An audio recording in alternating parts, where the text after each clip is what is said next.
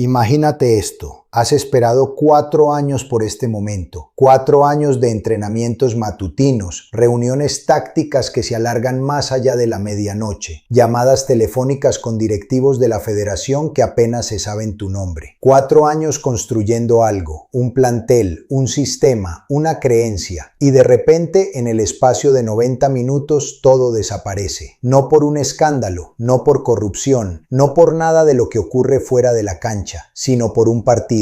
Un solo partido. Eso fue lo que le pasó a Jalel Kadri, el hombre que hizo algo que ningún entrenador de Túnez había logrado en 16 años. Clasificar al país para una Copa del Mundo, liderarlos a través de una brutal campaña de eliminatorias, pararse frente a las cámaras como el hombre más orgulloso del norte de África. Fue destituido antes de que el torneo llegara siquiera a la mitad. Y aquí viene la parte más cruel, la parte que hace que esta historia no solo sea triste, sino genuinamente extraordinaria. Túnez ni siquiera jugó mal. Quédate conmigo, porque lo que pasó después, detrás de escena, dentro de ese vestuario y en la sala de juntas de la federación, te lo dice todo sobre el fútbol moderno, sobre la olla a presión que es el mundial, sobre lo que sucede cuando el orgullo, la política y el fútbol chocan en el escenario más grande del mundo. Esta es la historia que nadie te está contando bien, el peso de una identidad. Para entender por qué este despido dolió de manera diferente, por qué causó tanta conmoción específicamente en el fútbol africano, primero debes entender qué es realmente el fútbol en Túnez. Túnez no es Brasil. Túnez no es Alemania, no es una de esas naciones futbolísticas con una cinta transportadora de talento, academias de miles de millones de dólares y una liga local que todo el mundo sintoniza un sábado por la tarde. Túnez es una nación de 12 millones de personas en el extremo norte de África, rodeada por Argelia y Libia, con una cultura futbolística que corre tan profundo por sus venas que las familias planean sus fines de semana enteros en función de los días de partido. El fútbol no es entretenimiento en Túnez, el fútbol es identidad y el mundial, eso es religión. Las Águilas de Cartago, como se les conoce, se han clasificado para 6 mundiales, 6. Eso suena impresionante hasta que te das cuenta de que la mayoría de esas apariciones terminaron en la fase de grupos sin hacer mucho ruido. Su primer mundial fue Argentina 1978 y de hecho ganaron un partido allí, convirtiéndose en la primera nación africana en ganar un partido en una Copa del Mundo. Un momento de pura historia, pero las décadas siguientes fueron, en su mayoría, descorazonadoras. Eliminaciones en fase de grupos, jugadores que brillaban en Europa, en la Serie A, en la Bundesliga, en la Ligue 1 y que luego, inexplicablemente, se desinflaban cuando más importaba. Para cuando llegó Qatar 2022, Túnez tenía algo diferente. Tenían a Jalel Kadri. Kadri era una opción de la casa, un exjugador convertido en entrenador, alguien que entendía la cultura del fútbol tunecino desde dentro. No era un nombramiento extranjero, un técnico europeo lanzado en paracaídas para darle un lavado de cara a la federación. Era de los suyos, y cuando los dio a través de las eliminatorias africanas, dejando atrás a Malí y a Guinea Ecuatorial, hubo una creencia real de que esta vez, tal vez esta vez, las Águilas de Cartago podrían volar más lejos que nunca. Llegaron a Qatar con experiencia. Youssef Msagni, el capitán, el latido del equipo, un jugador que llevaba una década cargando con el fútbol tunecino a sus espaldas. Wabi Kasri, con su brillantez técnica y sus años en la Premier League con el Sunderland, y luego en la Ligue 1 con el Saint-Étienne. Seifedine Yassiri, un plantel con calidad, con liderazgo, con hombres que habían estado esperando este escenario durante toda su carrera, la obra maestra de Al Rayyan, y entonces llegó Dinamarca, 22 de noviembre de 2022.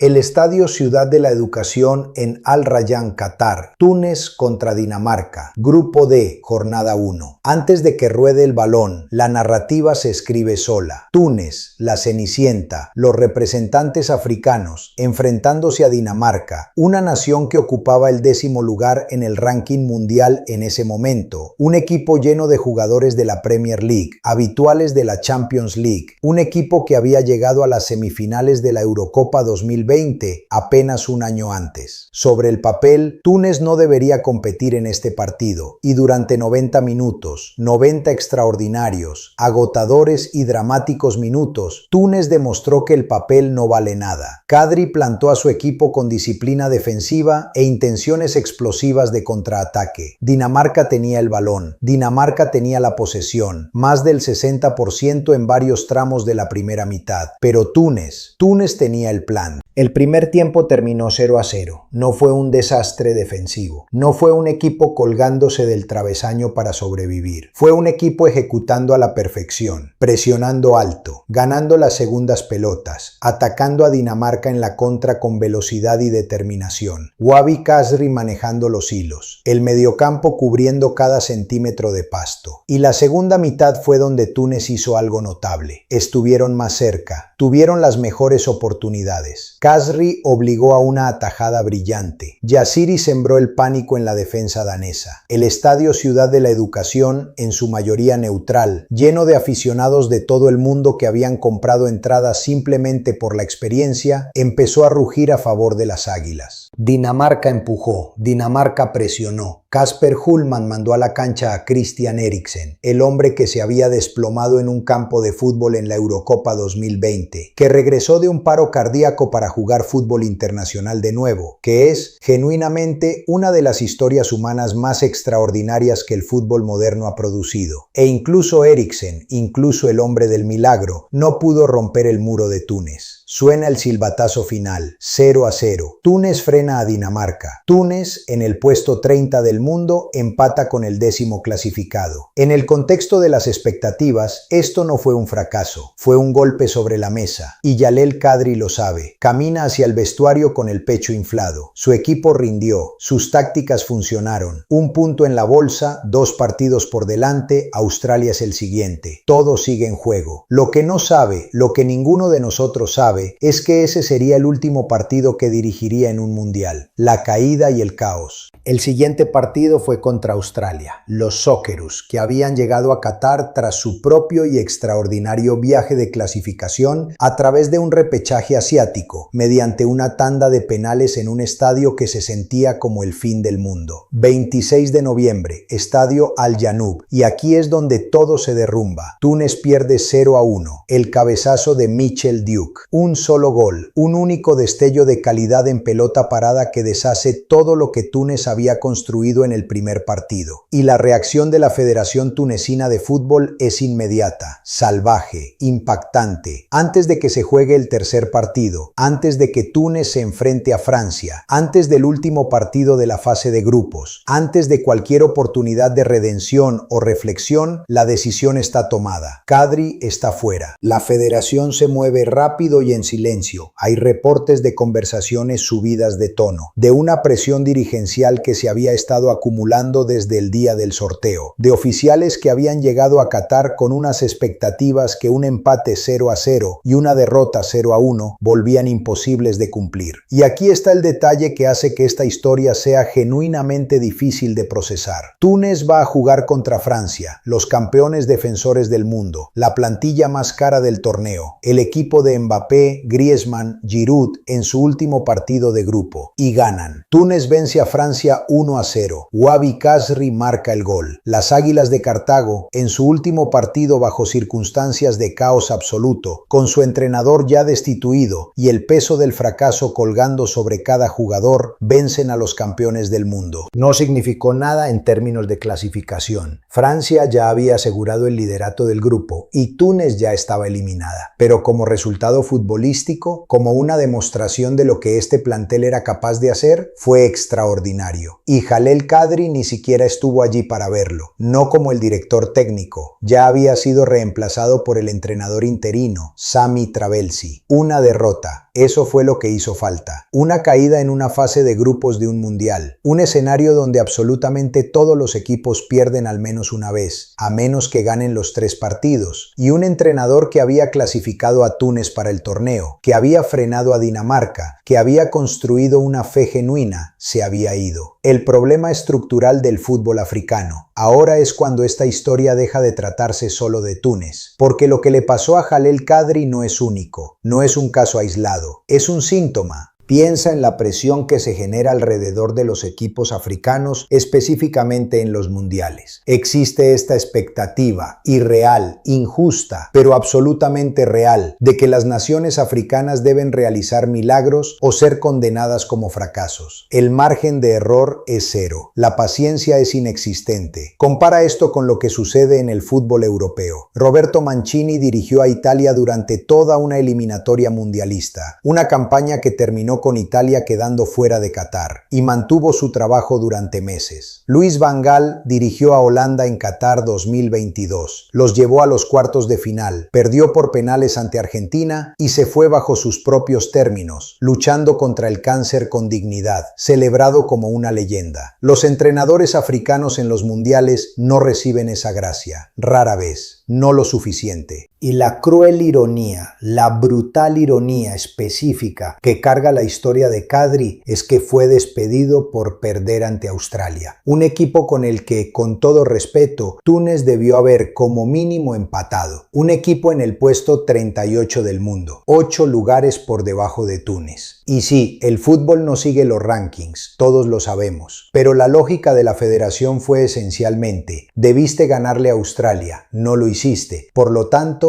estás fuera. Lo que esto ignora es el contexto. Lo que esto ignora es que el empate contra Dinamarca, contra un equipo top 10 del mundo, fue una obra maestra de la táctica. Lo que esto ignora es que una derrota en un grupo de 3 partidos no es una catástrofe. Es simplemente fútbol. También hay una pregunta más profunda aquí, sobre la relación entre las federaciones de fútbol africanas y sus entrenadores. ¿Cuántas veces hemos visto esto? Un entrenador de la casa, alguien que entiende la cultura, que construyó algo real, despedido a la primera señal de presión. ¿Y luego qué hace la federación? Recurre a un técnico extranjero, le paga 3 veces más de salario y obtiene los mismos o peores resultados. Los datos son contundentes. De los equipos africanos que han aparecido en los últimos 3 mundiales, más del 70% de los entrenadores que los guiaron al torneo fueron despedidos durante el mismo o inmediatamente después. El 70%. Eso no es un problema de talento, es un problema estructural, un problema de paciencia, un problema de respeto. Y Kadri se convierte en el último nombre de esa lista, el último de una larga fila de entrenadores que lo dieron todo por llevar a su país al escenario más grande del fútbol, solo para que les dijeran que darlo todo no era suficiente.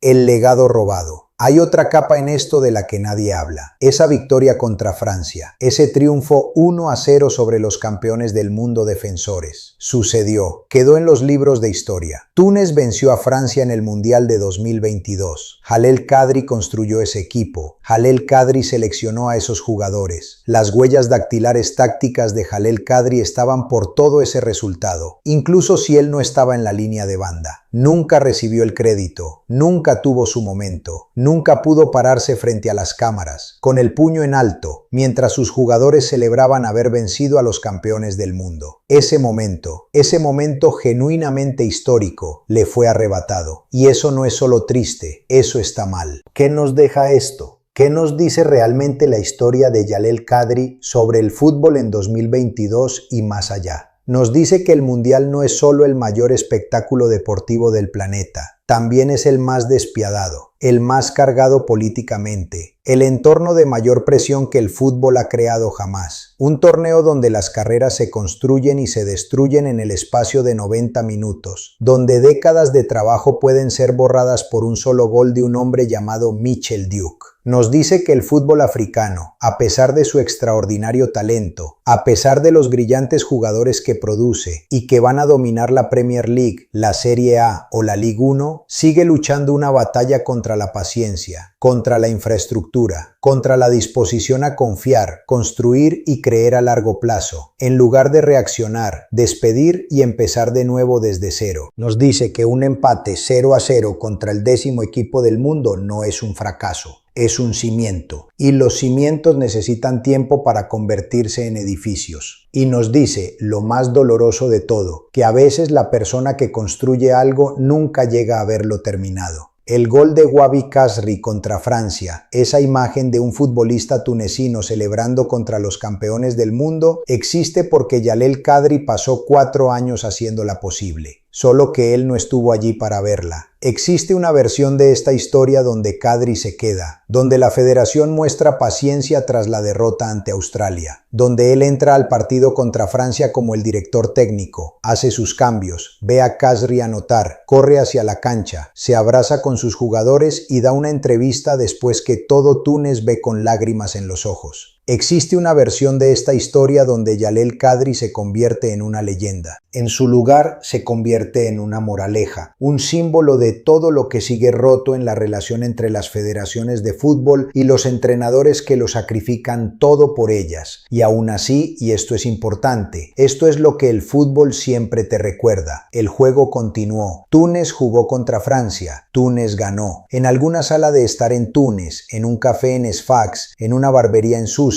la gente vio a Khazri anotar y se volvió absolutamente loca de alegría, porque eso es lo que hace el fútbol, te rompe el corazón en un momento y te lo devuelve en el siguiente. Jalel Kadri sabrá que su equipo venció a Francia, lo sabrá por el resto de su vida. Nadie puede quitarle eso, incluso si le quitaron todo lo demás. Las Águilas de Cartago volaron. Por una noche en Qatar, contra los campeones del mundo, volaron más alto de lo que nadie esperaba, solo que volaron sin su capitán. Ahora quiero saber qué piensan ustedes. ¿Estaba justificado el despido de Jalel Kadri? Una derrota, una sola derrota contra Australia en la fase de grupos de un mundial, ¿es suficiente para echar a un técnico que te clasificó al torneo y le sacó un empate a Dinamarca? ¿O es este otro ejemplo de cómo el fútbol africano se devora a sí mismo? ¿De federaciones que exigen milagros y no ofrecen nada a cambio? Dejen su respuesta en los comentarios de abajo. Los leo todos y el debate en esta comunidad siempre es la mejor parte de hacer estos videos.